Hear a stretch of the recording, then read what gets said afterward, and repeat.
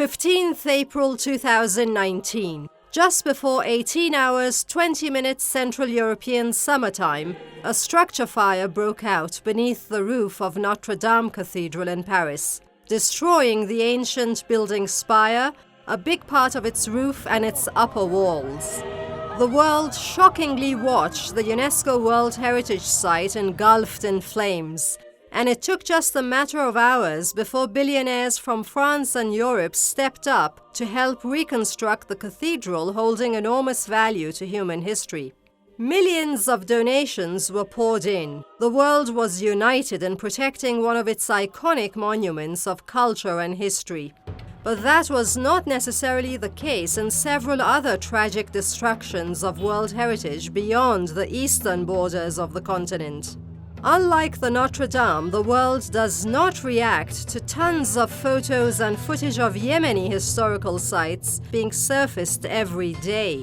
Much wider and deliberate destruction of human cultural identity is being systematically pursued in silence.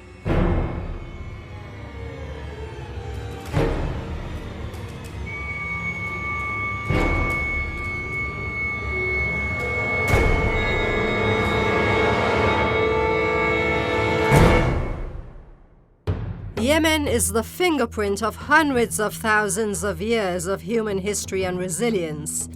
Starting with the first waves of Homo sapiens migration out of Africa across the Bab al-Mandab Strait 60,000 years ago.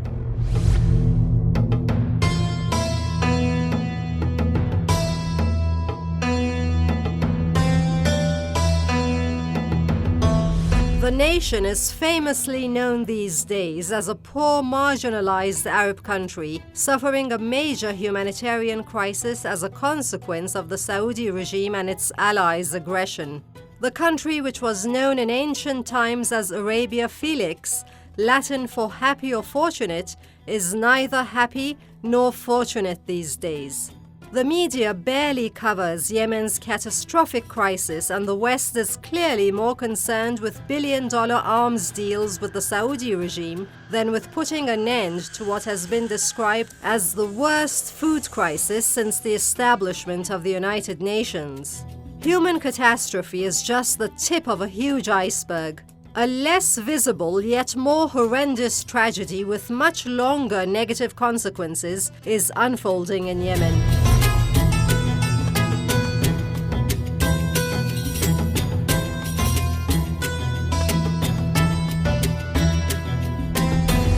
According to Yemeni official figures, since the start of the Saudi-led invasion in March 2015, over 78 UNESCO World Heritage Sites in Yemen have been damaged or totally destroyed, including 10 archaeological sites, 8 museums, 10 mosques, 2 churches, and over 70 tombs, monuments, and old cities.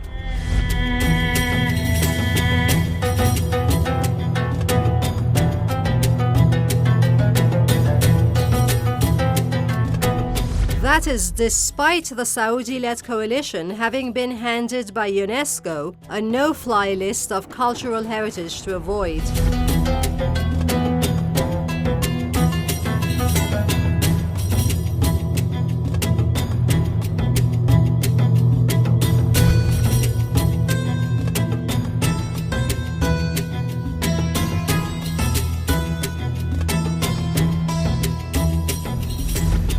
It seems to be from the beginning of the war in Yemen that Saudi money actually keep the international community silent about what's happening in Yemen. As you mentioned, that fire in the church in Paris has brought an international outcry. But meanwhile in Yemen, Saudi-backed forces has been actually deliberately targeting all heritage site in Yemen. For example, the old city of Sana'a has been targeted 3 times by Saudi airstrike, and it's considered as a UNESCO site. It is not just the Saudi regime and its allies who are hell-bent to wipe Yemen's historical memory off the surface of the world. Scores of monuments and cultural icons on the tentative list of UNESCO World Heritage Sites are also being destroyed by explosives detonated by Wahhabi-inspired Al-Qaeda and ISIL terrorists.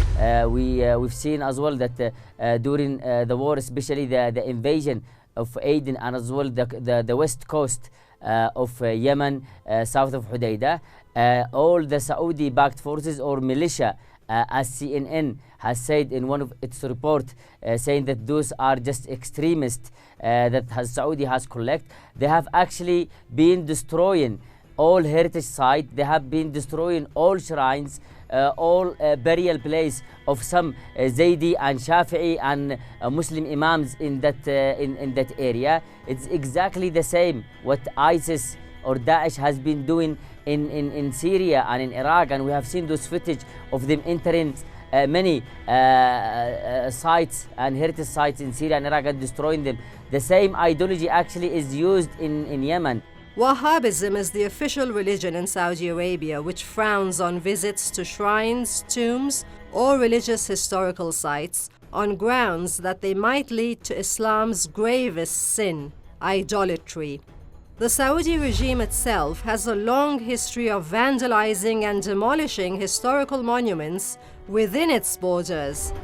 And we've seen as well in Saudi Arabia, from the beginning of the existence of Saudi Arabia, they have been destroying Islamic heritage sites. We've seen now Mecca. They have built that big clock tower hotel, destroying in 2002 Al-Ajyad castle, which dated to the 18th centuries, and built a hotel there. They have destroyed Sayyida Khadija and built a public toilet in that area. Just imagine if they do that in Mecca and in Medina, what have they been doing in Yemen with all this blockade in Yemen, no international media focusing especially on the heritage site.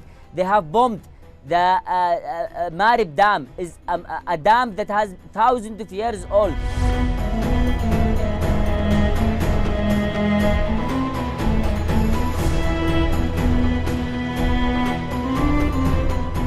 The so-called Galapagos of the Indian Ocean, the UNESCO-protected Socotra Island, is another victim of the unjust war against Yemen. The so-called Jewel of Arabia, home to 700 endemic species, is now gradually vanishing due to tiny UAE's growing modern empirical ambitions.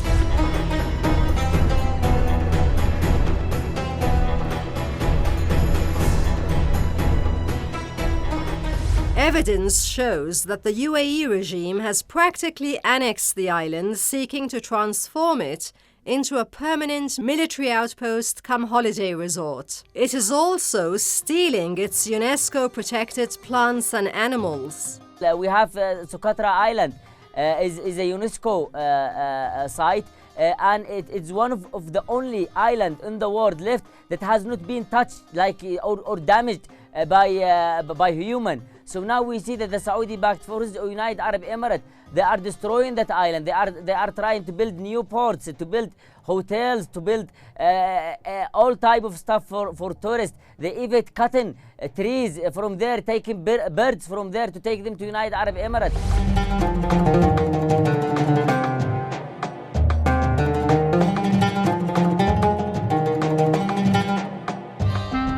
Violence is evidently not new to heritage construction. What is shocking, however, is the impotence of multilateral institutions and international media to expose and oppose the blatant state-sponsored and Western-backed destruction of Yemen's heritage that ultimately serves to legitimize and normalize heritage destruction. Those two countries, Saudi Arabia and United Arab Emirates, actually they have no history.